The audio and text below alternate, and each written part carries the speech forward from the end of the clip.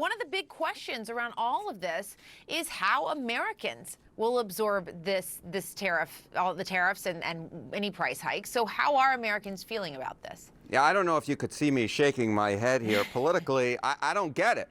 I simply put, I don't get it. Because if we take a look here, Trump tariffs on Canada, China, and Mexico, the support is 38%. Now, you don't have to be a mathematical genius to figure out that the 51% opposed is higher than the 38% support. Americans are saying no, no, no when it comes to these Trump tariffs. You know, there have been some things that Trump has perhaps done in his early days that are popular. I've pointed those out. But this, my dear friend, is not popular at all. I've looked at a bunch of polling data, some with vague polling language, some with more specifics like this one. And in every single one, the plurality or majority opposed the Trump tariffs, and just this tiny bit right here, 38% south of 40% support him, Jessica. And so why do people appear to be against tariffs? Yeah. I think I know the answer, but why? But why? You know, sometimes I like the little layups, and then I like to jump through them, right? Right, all right. yeah, we all like to look smart like that. It's fine. Exactly, right. I love to look smart. It makes me look good in front of my mother. Look, tariffs' effect on the U.S. economy, just 34% say they're good. Get this, 47% say bad. How about on yourself, right? Your own economic. Look at this, just 17% say good, 46% say bad. So you see very similar numbers on the bad effects that folks believe that the tariffs have on either the U.S. economy or their own pocketbook. So folks think the tariffs are bad because, simply put, they don't believe they work economically. And I think if you asked a lot of economists, they would agree with the American people on this one.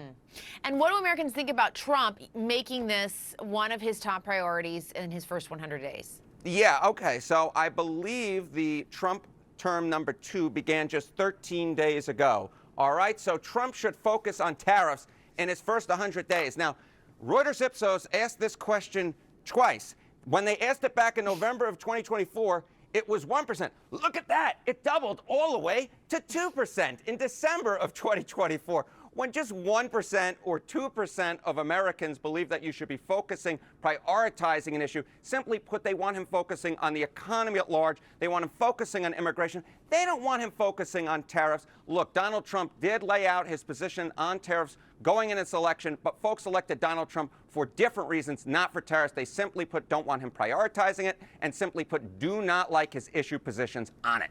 And, you know, in his mind, the way he explains it, it helps with his top priority of immigration. He also believes that ultimately it makes America more prosperous. Of course, the question, the devil's in the details. We're going to have to see if that is actually what happens. But will Americans ultimately care? I mean, Trump has famously done a lot of things that are pretty unpopular, and Americans, you know, elected him back to office. Yeah, I think this is the big question. And the honest to God truth is, I don't know. But take a look at weekly Google searches for tariffs. Get this, they're up 2,400% versus a year ago. They've reached a 21-year high. There have been more searches for tariffs this week than for Taylor Swift. So when you're getting more people searching for tariffs than you are for anything related to Taylor Swift, you know the American people are paying attention. And the fact that they don't like it and they're paying a lot of attention and they're searching for it, to me suggests that this is a political loser. The question will be whether or not folks penalize Trump for it, but they ain't going to reward him for it. Much better chance they penalize than reward him. It will be interesting to see. Harry Enten with the numbers for us, as always. Thank you, Harry. Thank you. I don't expect anything very dramatic. We put tariffs on. They owe us a lot of money, and I'm sure they're going to pay. We may have short-term a little pain, and people understand that. But long-term, the United States has been ripped off by virtually every country in the world. By the way, that's not how tariffs work. They don't pay them. They're paid here in the United States. Let's get right to CNN senior White House reporter Kevin Liptak for the latest on this. And the clock is ticking to the deadline, Kevin. Yeah, and it's quite a striking acknowledgement from the president there that Americans could feel some discomfort from these tariffs. Essentially, he's saying that in order to fulfill his campaign promises on tamping down on illicit drugs and migrants coming across the border, another one of his campaign promises, probably his top campaign promise, which was to lower prices for Americans, will just have to wait. And that's exactly what economists say might happen. And it's not only for big purchases like cars, this could affect small purchases as well. things directly from Chinese manufacturers, from companies like Shein and Temu. These could really have an effect on Americans' pocketbooks. And the president says that the tariff regime might not end here. Listen to what he said last night when he was asked whether additional tariffs could be coming for the United Kingdom and the European Union. Well, we're going to see what happens.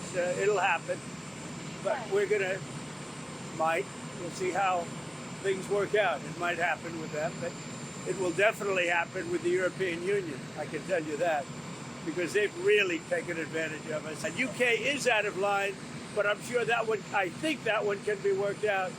But the European Union it's an atrocity. Now, by and large, Trump has enjoyed the support from Republicans on this. Those who are opposed have mostly remained silent. One of the objections to that is Senator Rand Paul from Kentucky. He wrote on social media that tariffs are simply taxes. He said that this could mean less trade and higher prices. Now, he represents a state that could be directly affected by the reciprocal tariffs from Canada. They have gone after American liquor. Now, Mexico says that they will announce their own reprisals today. China says that they will file a complaint with the World Trade Organization. One of the big questions in all of this is what Canada and Mexico can actually do to have Trump ease up on these tariffs. It has never been explicitly clear what precise metrics he's using to curb the flow of migrants and fentanyl across the border.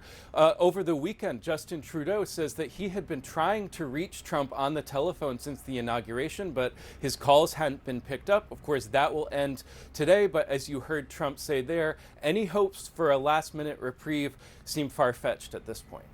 And again, it is already having an impact with stock futures down, oil prices up, the opposite of what most economists and I think most Americans hope for on a day-to-day basis. Kevin Liptak, thank you very much for that. And Prime Minister Justin Trudeau right behind you, because Canada is responding quickly with their own tariffs of their own. The government announcing a full list of goods imported from the United States that would be taxed, and the list is long. Everything from meats and cheese to appliances like fridges and stoves. The list will continue to go. Furniture, beauty products, fruits, vegetables, spices, sugar, chocolate, the alcohol, that was the aforementioned alcohol that we were just hearing from Kevin Liptak. CNN's Paula Newton is tracking all of this for us and what Canada is saying about this all this morning. Good morning, Paula. Good morning to you, Kate. You know, I think Canadians have almost surprised themselves at the reaction here. Kate, it has been so visceral, so emotional. Words like betrayal being thrown around as if the United States had asked for a divorce. And the reason, they're not being alarmist either, Kate. The reason is what Kevin just said. They do not understand what the United States wants. Now, they could have irritants in the trading relationship for sure. Get to the table. The Prime Minister's office is saying, and we will negotiate. But this seems different. And remember, this was preceded by, joking or not, all those musings by the president that Canada should become the 51st state. I want you to listen now to just some of the reaction. I don't think there's a lot of Americans who wake up in the morning saying, oh, damn Canada. My conversations with Howard Lutnick and others in the administration tell me that perhaps in March there's a window again, but most of this is so unpredictable. I mean, the president has decided now to make gas in the United States more expensive. He's decided to make groceries in the United States more expensive. And our retaliation is going to cost Americans jobs. That it's completely ridiculous. I think that's what's been so unnerving is the fact that this will, in fact, hurt American consumers as well. Now, look, Kate, no one's saying that Canada would win a trade war with the United States. All Canada is saying is we don't want a war at all.